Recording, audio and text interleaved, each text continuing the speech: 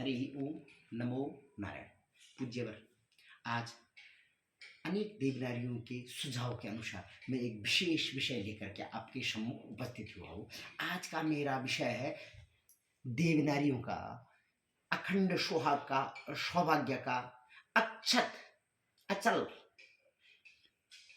व्रत है करवा चौथ का व्रत। इसके ऊपर देवनारियों ने मेरे को बोला है कि पंडित जी हमारी आयु ज्यादा हो गई, अब हम निराहार निर्जल व्रत नहीं रख सकते, यानी निराहार और निर्जल व्रत जिसको करवा चौथ बोलते हैं, उस व्रत को नहीं रख सकते। क्या उसका कोई उद्यापन है? उद्यापन की कोई विधि है? तो पूज्यवर, मैं अपने मंद बुद्धि अल्प ज्ञान और शास्त्र के अनुसार, देखिए ये शास्त्र, इन शास्त्रों के अनुसार आपके सम्मुख प्रस्तुत हुआ हो कि आप अगर सोमवार का व्रत का उद्यापन करते हैं, मंगलवार का व्रत का उद्यापन करते हैं, तो इसमें पंडित जी को बुलाते हैं। लेकिन इस व्रत का उद्यापन कुछ अलग से है। इस व्रत का उद्यापन इस तरीके से है कि जब भी कार्तिक मास कृष्ण पक्ष की चतुर्थी, जैसे इस बार 13 तारीख को, इस दिन घर में 13 सुहागवंती, कितनी 13 सुहागवंती बुलाएंगे। 13 सुहागवंती बुलाने के बाद उनको तिलक करने के बाद सबके माथे पर अक्षत लगाएंगे। क्या लगाएंगे?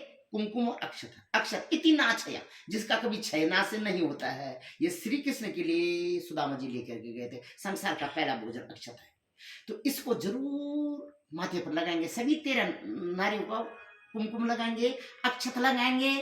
तदोपरांत उनको 13 जगह, एक थाली में 13 जगह 4-4 पूड़ियां लेकर के वहां पर 13 सुपारी, क्योंकि यह सुपारी गौरी गणेश का स्वरूप होती है, ये गौरी गणेश का स्वरूप होती है। इनको 13 जगह का लेकर के उस थाली के ऊपर पत्ता लेकर के, जैसे ये है पत्ता लेकर इन सब के, और इसके बाद सुहागवंती, सुहाग की सामग्री। सुहाग की सामग्री मतलब कि कोई चुनरी कि हे माता, हे करवा माता, तेरी कृपा से मेरे ऊपर हमेशा चुनरी, ये लाल चुनरी सजती रहे, मेरे हाथों में हमेशा चूड़ी खनकती रहे, मेरे पांव में हमेशा पाजेब खनकती रहे, इन और मेरे माथे पर हमेशा तिलक बिंदी लगी रही। इन चीजों को इसके ऊपर रखते हुए किसी श्रेष्ठ ब्राह्मण पत्नी को बोल दी सुहागवंती और सौभाग्यवती। सौभाग्यवती तो सभी देवनारियां होती है, लेकिन सौभाग्यवती वो देवी होती है जिसके साथ में उसका पति भी होता है और पुत्र भी होता है, यानी पति पुत्र पौत्रवान देवी के साथ, जिसको लाजवंती भी बोलते हैं, सुहागवंती सौभाग्यवती। उस ब्राह्मण पत्नी को ये चीजें दे दे।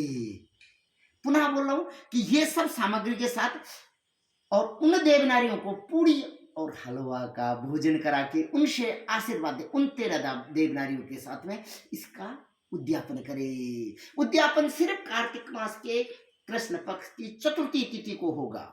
तदोपरांत जब ये कार्रवाई की, रात्रि में चंद्रमा को अर्घ्य जरूर दे। चंद्रमा को अर्घ्य देने कैसे देना? आपने चंद्रमा को अर्घ्य, चंद्रमा को इस तरीके से अर्घ्य देना कि चंद्रमा को चतुर्थी तिथि के दिन क्या लगा था? दोष लगा था।